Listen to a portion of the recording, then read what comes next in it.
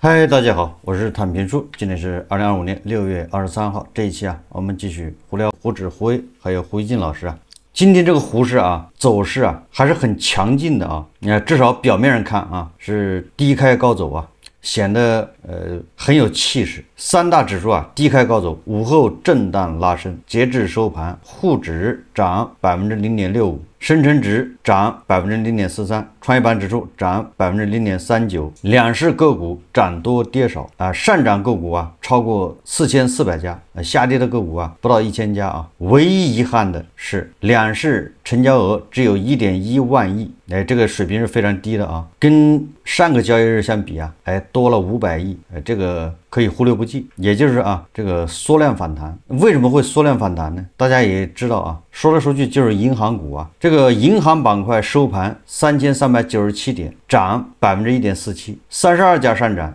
6家下跌，是这个胡市当之无愧的龙头做多力量。实际上这个指数早就失真了这个银行板块早就走出了自己的独立行情。大家都知道银行板块是怎么回事，但是人家就是要涨，已经被控盘了。这个银行股的走势像极了这个贵州茅台，对吧？贵州茅台在以前下跌之前也是这个走势，机构抱团，各种基金都在里面扎堆，所以那个茅台的股价就一个人自己涨自己的。等到这个潮水退去就开启了漫漫下跌之路这个银行股的潮水什么时候退去，这谁也说不好。这个我们在以前说过了，银行它那个你说它业绩到底怎么样，它跟别的东西不一样别的人家是产品可以看库存，可以看你销量，对吧？你原材料的价格，然后你的制造成本，对吧？然后你卖了多少，你库房里还有多少，7算8算你把你算出来了。银行不一样，银行你说它库存是什么东西对吧？银行的资产是什么？银行的资产就是借出去的钱。银行的负债是什么？银行的负债是韭菜玩命的往里存的那个钱，是银行是负债。银行借出去的钱呢，那叫资产。最优质的资产就是银行借给韭菜的按揭贷款，买房子的，你们一个一个的跑不了，老老实实还钱，还30年，对吧？你要不还，银行赚的更多，把你房子卖掉，人家还赚利息费，什么各种各样的费用，违约金，对吧？总之你要老老实实的还银行赚的还不算多，就是如果你要断供断贷，银行赚的更多。当然这个是相对的如果大家都把房子给他房子卖不掉，那也不行，就到了一个平衡点说这个什么意思？就你看他那个资产你就没有办法去核实了，他的库存，他就和那个叫什么獐子岛，大家知道吗？獐子岛的那什么海贝，叫薛定谔的海贝你说有就有，你说没有就没有。银行的库存你怎么去查？银行库存里面我们就是简单理解它那个资产里面有一个术语叫坏账或者叫不良资产。不良资产你要一旦计入不良资产，你要对它进行拨备或者进行什么坏账计提等等。这里面有很多猫腻可以玩。明明我们以韭菜买房为例吧，这个韭菜他已经失业了，他这个按揭贷款还不起了，按理来说他这一笔贷款呢就是不良了，他的房子你也处理不了，卖不掉，你就得计提，这不就是坏账了吗？但是人家跟这个断供断贷的这个韭菜一联系，对吧？你只要给我写个东西，你承诺2年以后开始还，或者你现在一个月还100块钱利息，还200，他就不算坏账。明明2年以后他照样还不起，但是至少2年以后这2年不算坏账，我2年以后再说。也就是这里面猫腻特别多所以导致这个银行的那个利润银行的这个业绩反正是，对吧？你愿意相信它就是真的，你要不愿意相信它就是假的，就这么简单。就是它里面有很多调节的空间但这个它是有个度的，你不能，这个是有个天花板的，你不能一直这么调纸是包不住火的。但你还又不能说它是在造假，对吧？人家有自己，对吧？这个银行业有自己的主管部门，有自己的监管，人家是可以这么干的。关于胡市里面上市公司造假，那我在以前节目讲过很多。这个前东北证券的，对吧？是首席经济学家付鹏他讲这个怎么操纵股价，怎么造假，大家看视频你想知道所有最狠的套路，全在证监会处罚的所有案例中间全有。那个电影当时演过一个这个轮胎企业不行了，然后股价就下来了，那当时所有人套在里头了，然后他要把这玩意儿搞起来，怎么搞？他当时设了一个局，他把这个轮胎呢签了一个大额的海外订单，实际上是个虚构的主体，他把这轮胎拉出去以后扔海里了。那么你们会发现一个很有意思的现象，你扔掉1个亿轮胎，但市值可能增长10个亿，你懂那意思吧？因为对于投资者来讲，这个时候散布的是虚假消息，就是这家公司接了大量的海外订单，然后获得了巨额的利润增长，然后呢，资金在后边稍微的一推，股价一上，散户一进，你中间套现10个亿，不但自己解套，你再捞10个亿走人。实际上你扔掉了一串轮胎，可能就是1、2个亿。那你这账很容易算，10个亿减1、2个亿，你还有8个亿，这游戏就很难。但是这是明显的诈骗。当然了，你要知道，现在的投资者极大的聪明了，他会真去核的。金融机构要么就是装傻，我操，我也知道你这不干，但是考虑到各种因素，我还不能写报告这么写。中国又没有做空，我写出来我也没什么利。但是如果像美股那样子有浑水这样的机构出来，你这活不弄死你，你知道吧？大家会就跟做情报、做间谍一样，把这底儿给你掀个底儿朝天的，你在里头就会死悄悄的啊！但是中国你又没做空机制，举个例子，我就算知道你这玩意儿是假的，对吧？海外没这个公司，因为我举个例子，我正常研究这个公司，如果研究深的话，我肯定根据你这个订单，我觉得异常，我就会去翻的。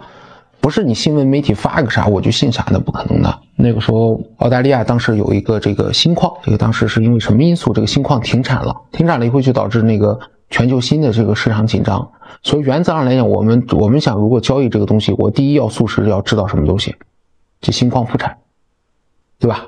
这个矿如果复产，我是不是马上这个头寸就得平掉啊？那么很简单，你看几类交易者是这么交易的。举一个例子，一类是坐在家里等啥？等新闻报道。那你放心，等一等的时候，黄花菜都8竿子凉。那当时我们做了什么事情呢？我们当时做的事情非常简单，在澳大利亚马上找了一个人，就找了一个澳洲人，然后我们给他大概当时开是2400澳元一周，然后给你搭配了一个无人机，因为它那个矿山在就是北澳，就北领地的很偏的一个地方。那我们当时有2个选项，第一呢是买当时的一个卫星图片，但我们后来算算的嘛，卫星图片也慢，就直接在当地雇一个人，我给你钱，然后呢你就过去，每天早上非常简单，无人机往上一飞，我就盯你一个东西，你的矿车动没动？如果你矿车动，发还回来，你放心，国内大部分的投资者还没反应过来，这时候你就有个时间差啊。就像你们看到那个什么跑到美国库欣，就全球最大的这个石油中转的这个灌区嘛，那你其实 EIA 公布每周的这个石油数据，就库存数据，它是每周公布一次，那你是不是慢？我想提前3天知道，可不可能？可能。怎么知道？那罐儿是封的，那怎么办呢？它那个储油罐有个特征，这个油满呢，就上边我们叫浮盖，它那个盖不是死的，它是浮盖，因为如果里边有气体的话，那个会出现问题的，所以它是浮盖。浮盖就是油少它就会降，油高呢它就会高，但是整个这个边儿型那罐是个整体的，所以那你就需要从上边看，你从上边你看那个高低阴影，大概从数学上能测出来你这个罐是满3/4、满1/3的。那你整个罐去多少罐？我大概根据这个东西，我周一我就一周末我就能测算出来。你周3才公布数据，我周一就大概知道罐容多少。那后来呢，这个储罐公司发现，我操，商业机密就很容易泄露，因为预测数据太准了。他开始改了以后呢，看不出来了，就这个罐子的阴影我们就看不出来了，那个浮标看不出来了，它里边又加了一层，就上面又加了个盖，就是里边那个浮标你看不到，那怎么办呢？有的是办法，热成像，因为很简单，你有油是热成像。没油上边是没有的，所以我基于热成像面积乘以那个数字，我照样生成库存，无非就是成本高了嘛。原来雇一个简单的无人机上去飞就完了嘛，现在我需要雇个热成像的无人机往上飞嘛，那道理都是一样的。你到底在交易什么呢？就是信息的绝对不对称，数据极快。如果你做不到这点 ，OK 怎么办呢？那很简单，第一口螃蟹一定吃不到，但是也行，吃第2、3、4口螃蟹也 OK。但是就是说你必须要知道你自己吃的二手螃蟹，跑的要比别人早一点就行。别人都认为已经掉头了，你还觉得我操，我的数据信息比你还牛逼，我那个什么的，那就废了。人家这个浑水在国内调查中国的上市公司都是这样干的，你说属于啥？商业间谍属于也就商业调查吧，你不能叫商业间谍，商业调查也是这么干的。只是说中国的公司没必要这么干，为什么呢？你又没做空机制，所以说对于你来讲，你只有做多机制，我肯定是设计这所有的信息是为了做多嘛，我肯定不是为了做空嘛啊。所以你经常看到美股为什么干中国的中概股很容易啊，就是你在国内养成了这种。我操，虚构了以后没人来调查，放心，老美嘛，他对钱是特别认真的，而且较真儿。他因为也能做空，所以对于他来讲，他只要一旦质疑你，他真的会去雇佣这些公司去做你的商业。那你有时候一掉就是一个坑，一掉就是个坑，很正常。你不要认为监管部门傻，监管部门不傻，你那套路全清楚门清啊。所以我告诉你，以前我们说你想知道他们怎么玩，很简单，对吧？证监会所有案例全是公开的，对吧？打开啪啪啪没事的去翻一翻就好了嘛，里边各种各样的，我跟你讲，这个做庄的、操控市场的，对吧？各种因素都有在里头。很多，所以当年这个你们想知道就类似这种案例的，所以说呢，把那个没事的翻翻，挺受教育的。付鹏讲这个轮胎对吧，扔海里，这个不要认为他是开玩笑啊，现实的例子是对吧？大家可以查一查报道，我印象很深刻。咱们有一个东北的啊，有一个什么大王，他的造假手段就是把好多铝钉子拉到墨西哥去了，说是出口到美国，实际上在墨西哥什么地方，就是荒野里堆放着。这个涉及到一个什么诈骗？哎，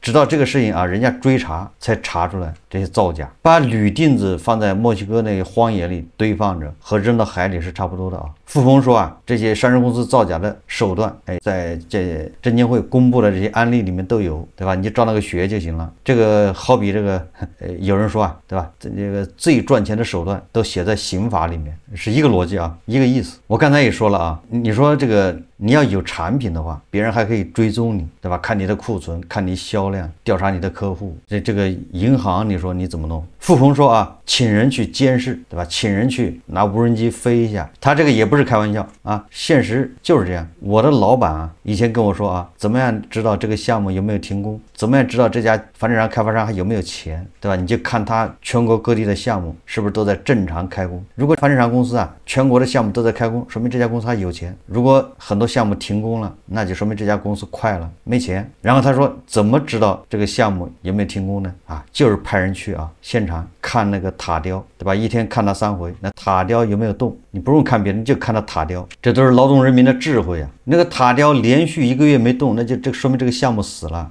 这个房子烂尾了啊。今天啊，我看了一下啊，这个网红超市啊，它又上热搜了。这次上热搜啊，可就是不祥之兆啊，露出马脚了。大家自己可以上网上看啊，是官宣将关闭多家门店，什么生活广场、人民路店，什么五一路店。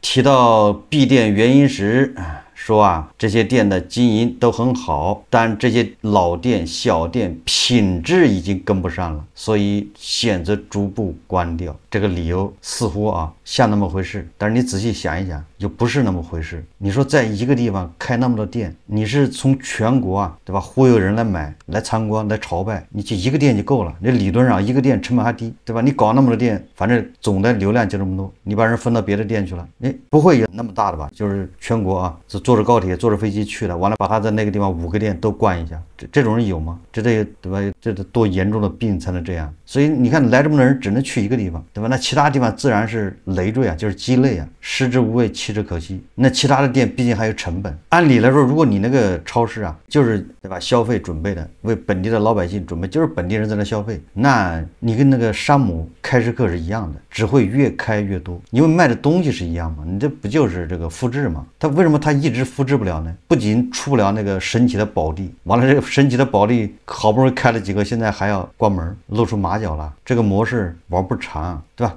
但是啊，他把集中了一个店，他继续在网上搞流量啊，继续讲故事，继续有大爱，这个他还能再坚持一段时间。但是随着山姆开市客全国遍地开花啊，随着这些国内的这些零售业这些从业者啊，这些商超他们向这个山姆啊开市客学习取经模仿网红超市这个模式啊，就走到头了。不会有那么多人啊说花着高价钱坐着高铁飞机去，对吧？那么个4线城市去朝拜，完了之后还买高价的商品，这个你尤其是当下这是什么行情啊？大家都是勒紧裤腰带过日子，这个皮裤掏棉裤必有缘故啊。你这些店，对吧？你这个超市的品质是商品服务，对吧？你商品服务是不受影响的，就是你那个店就是老啊，就是那个比如说你那个你租的那个房子是设施比较陈旧，但是你又不是卖设施，你卖的是商品和服务，对吧？你商品和服务都是统一标准，怎么扯得上老店小店品质跟不上了呢？所以说啊，这个我一直说这个主要是流量越来越贵啊，没办法，对吧？他想着法的使劲的在网上搞流量，每天都上一次热搜，但是啊，现现在上热搜和去年还前年就不一样了，对吧？前年上一次热搜，它的效益啊，恐怕顶得上现在啊3倍。换种说法，就是现在你上一次热搜啊，你的效果只有前年的1/2、1/3，就这么一个逻辑啊。山姆开市客，还有那个什么奥乐奇吧，现在是疯狂扩张，到处开店。哎，这个有大爱的网红超市，人家在关店，百思不得其解。总之啊，对于他的那些信徒来说啊，对吧？人家开店也是有大爱，关店那更是有大爱，对吧？我们再看一看啊，有大爱的胡一进老师，对吧？胡一进老师在我看来，他也是有大爱的啊。他爱俄罗斯人，爱伊朗人，爱哈马斯，哎，这也是有大爱啊。胡一进老师啊，这2天不仅为这个美帝啊悍然发动这个军事行动，轰炸伊朗，把伊朗的这个核武器，对吧？这个凶器吧，给它炸掉了。这个胡一进老师啊是接受不了的。哎，俄爹啊对乌克兰发动侵略战争，哎，占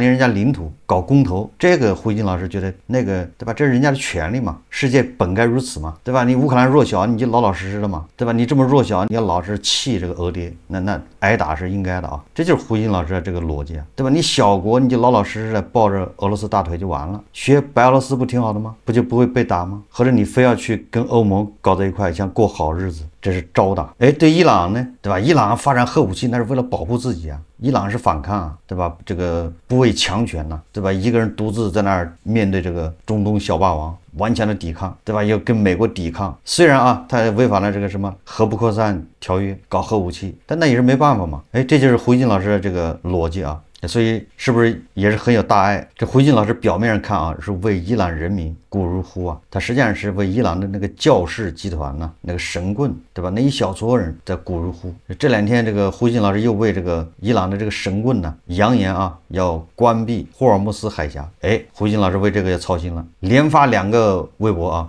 昨天这个微博他说啊，说伊朗议会今天呼吁关闭战略要地霍尔木斯海峡，看看地图会一目了然，堵住这个海峡会憋住沙特、科威特、卡塔尔、阿联酋等多国的油气外运船，因此它是伊朗的王炸。所以在胡一进老师看来，这是个高招啊，是伊朗反击美帝、美西方、美以的一个妙招。但是后来马上这个胡一进老师就发现了，似乎有点不对劲。胡一进老师发现啊，哎，那沙特、科威特、卡塔尔、阿联酋这些国家的产的油都卖到哪儿去了呢？你不光看人家卖，对吧？你得看谁买了呢？哎，胡一进老师慢慢的琢磨个味儿出来了。所以他后面又说啊，他如果伊朗关闭霍尔木斯海峡，将导致全球油价大涨啊，大国各地的加油站亦可能在之后不久跟着涨价。胡一进老师突然想起自己还有一辆车，对吧？偶尔也去加油哦，或者这个海湾这石油卖到哪儿去了呢？大国没少买啊，大国至少1/3的石油是要从那个霍尔木斯海峡运出来，那至少1/3。我看有的报道是45%。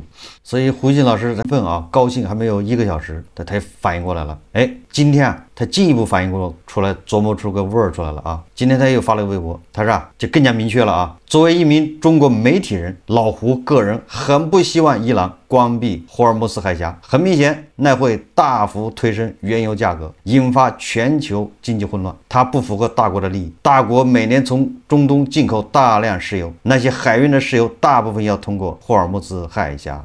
你看啊，所以说啊，这乙粉跟乙粉也不一样，对吧？或者就比如吧，都是俄粉，那胡一进老师跟加州老师他还不完全一样，所以我们要仔细分别啊。但都是哈粉，哈马斯的这个拥护者。那胡一进老师和这个加州老师他表现就不太一样，对吧？加州老师把那个哈马斯封圣，对吧？辛瓦尔写要上史书的，成圣了。这个圣是什么意思？就类似于关公啊。这胡一进老师回过味儿来了啊！哎，说作为媒体人，老胡个人很不希望伊朗关闭霍尔木斯海峡。但是胡一进老师他还有一个潜台词，大家注意了啊，就是他说作为一名中国媒体人，他为什么要强调这个呢？强调这个是为了突出他没说的那一部分，对吧？有的时候你看中国的表达就是这样嘛，你强调这个的时候，实际上是要告诉人家没说出来那部分话，你自己去分析猜，没说出来什么意思呢？对吧？这胡一进老师说啊，我作为一名中国媒体人，老胡个人很不希望伊朗关闭霍尔木斯海峡，对吧？我给他再翻译一下，实际上就是作为一名中国宣传员，老胡个人希望伊朗关闭霍尔木斯海峡。这么你一听呢，你就知道胡一进老师真正的意思是啥。从个人利益来说，那是不能关闭霍尔木斯海峡，但是根据宣传的需要，对吧？那是坚决要关闭霍尔木兹海峡，不就这意思吗？所以大家注意这个胡锦老师他是双重身份。然后这个美国的国务卿啊，他不是记者访问他吗？采访他，他建议啊，某个大国啊，你去劝一下伊朗别干这个傻事。这胡锦老师也很生气啊，胡锦老师认为这个对吧，祸啊是你美国以色列闯下的，你让大国去擦屁股，这不公平。不过胡锦老师最后说啊，他说即便啊大国去斡旋，向伊朗施加影响，要求伊朗忍着，这胡锦老师说，我个人相信啊，单方面压伊朗冷静的角色，大国做不了。做了也没用，这个我感觉胡锦老师有点不自信了啊。这个算得上是唱衰大国，低估了大国在中东的影响力，涉嫌啊胡锦老师这个思想有点不端正了啊。作为一个宣传员不能这么说，作为一个宣传员就应该说啊，大国一个电话，一个眼色，对吧？一个暗示，伊朗马上就不会封锁霍尔木兹海峡，或者说啊，如果伊朗封锁了霍尔木兹海峡，那也是暗示大国同意的啊，经过大国允许。作为宣传员应该这么说，对吧？这样确保双赢呢，多赢啊，赢麻了。这所以说胡锦老师他怎么能说这个电话打了没用呢？大国承担不了这角色呢？这个看样子啊，这个退休金啊要扣一扣。胡锦老师最后还说啊，在最后他又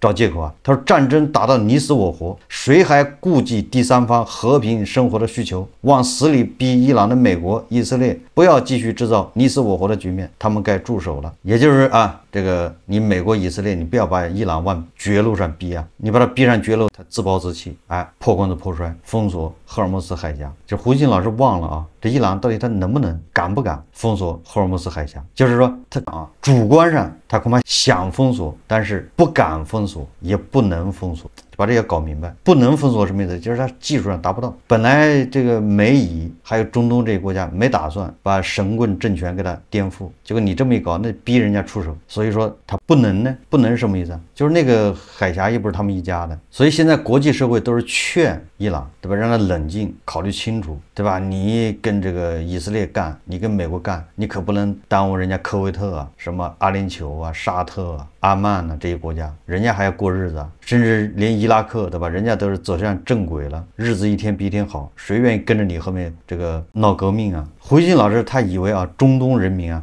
也都是愿意跟着伊朗后面闹革命，反美反以，那个都是过去的事了。人家中东的这些阿拉伯国家、阿拉伯兄弟现在都在想着致富啊，都在一个公园的搞。那不光卖石油了，人家还要发展经济啊。人家不是说简简单单把石油抽出来卖掉，就开始坐吃山空。人家开始在发展各种新技术啊，对吧？人工智能、新能源汽车，人家都在搞。这个就是老百姓想过好日子，而且想长长久久的可持续发展。